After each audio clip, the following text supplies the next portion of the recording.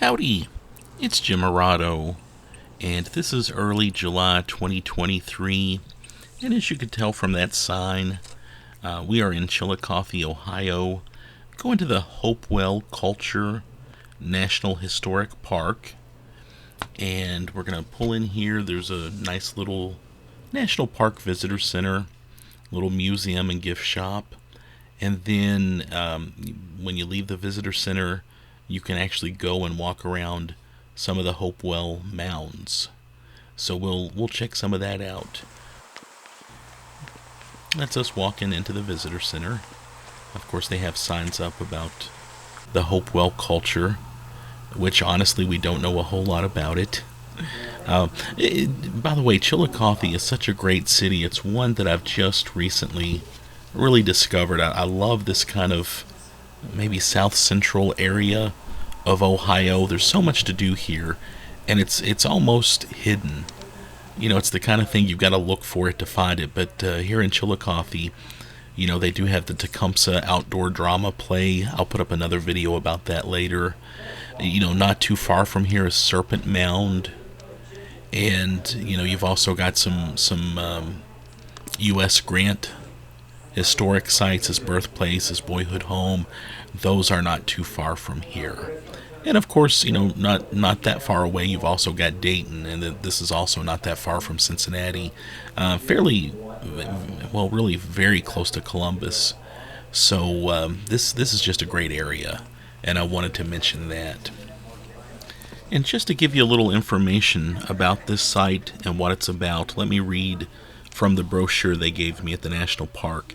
And feel free to keep looking. We're mostly looking at the relics that archaeologists discovered at this area. But let me read a little bit from this brochure.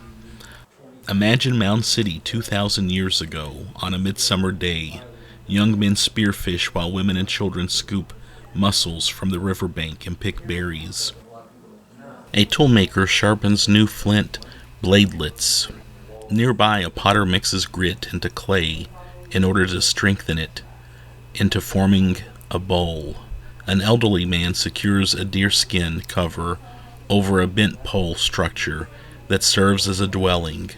Nettle fibers are drying in the sun. They will be twisted into fiber for fabric.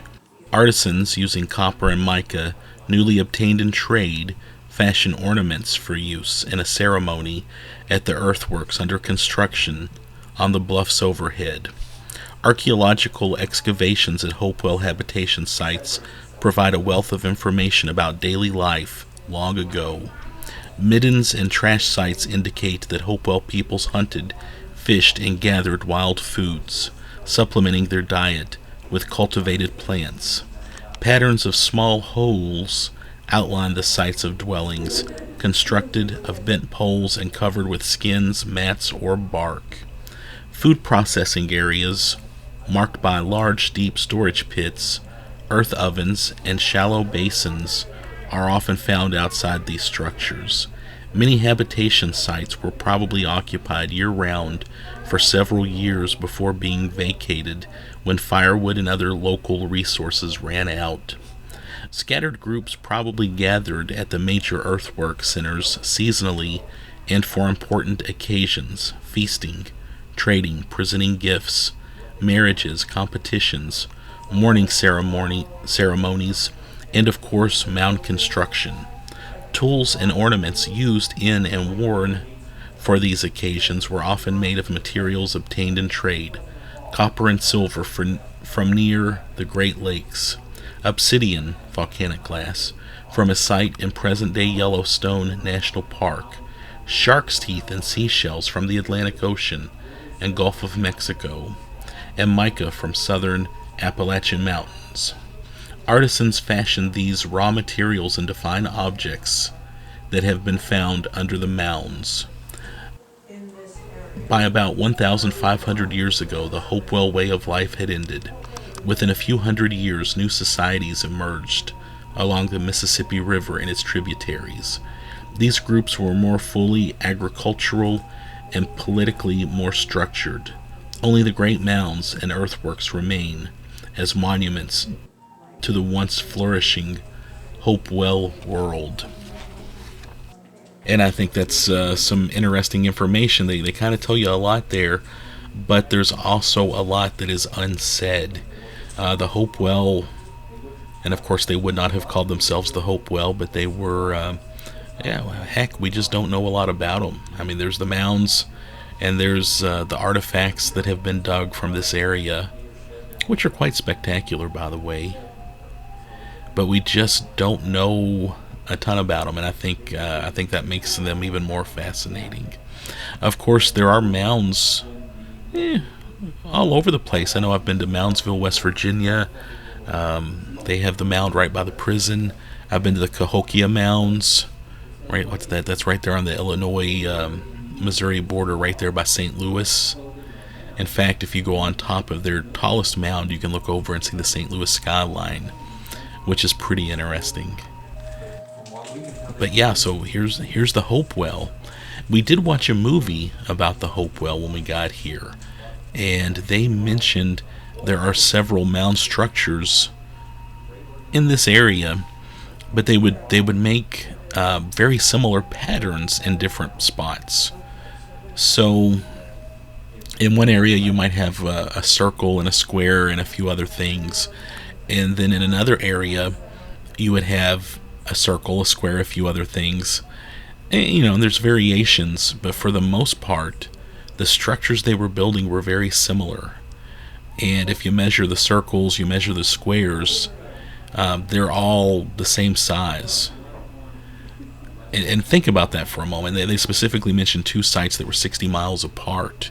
And at those two sites, the squares were exactly the same size, and the two circles were exactly the same size. By the way, we went and we walked out to see the mounds. You'll see the mounds with us here in a moment. They had a sign up to watch out for wasps. And there were wasps in this area, so I was, I appreciated that warning sign. It was needed.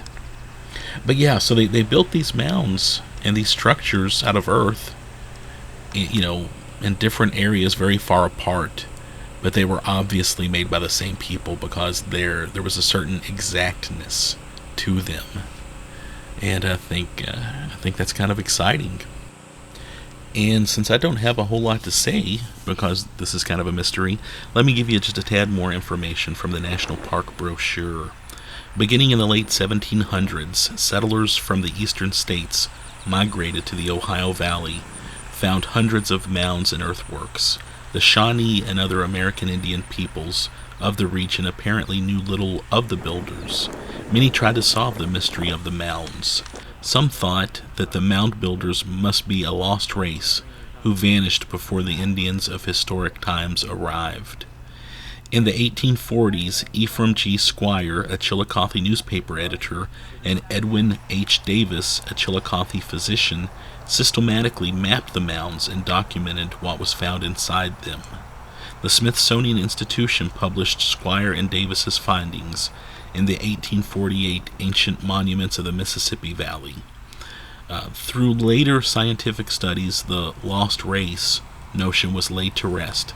The Hopewell peoples, American Indians who lived between 2,200 and 1,500 years ago, were recognized as the architects and builders of the mounds.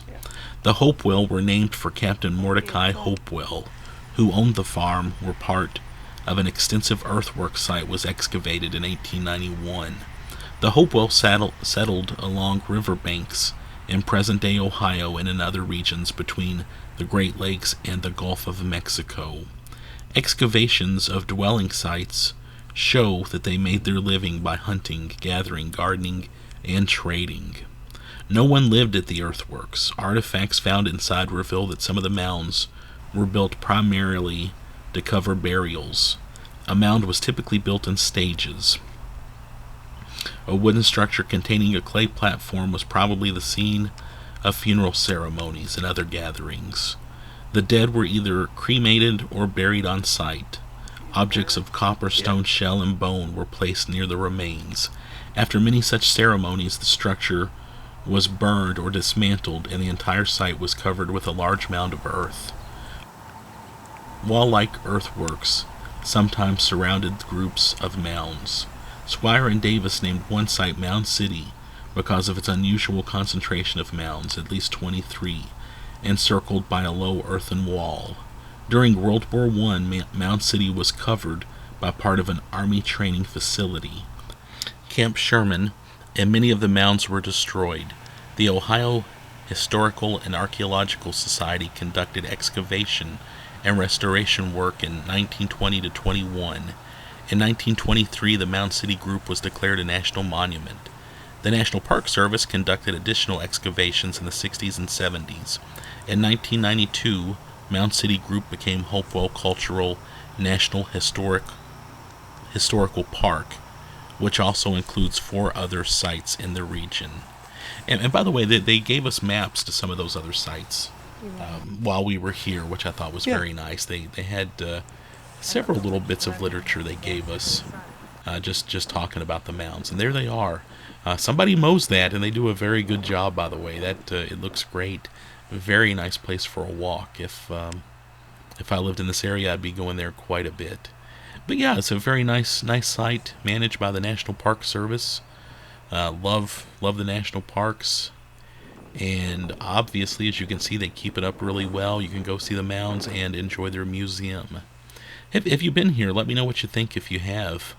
If you haven't been here, it's an easy day trip from where I live, and you should think about going. We really had a good time there.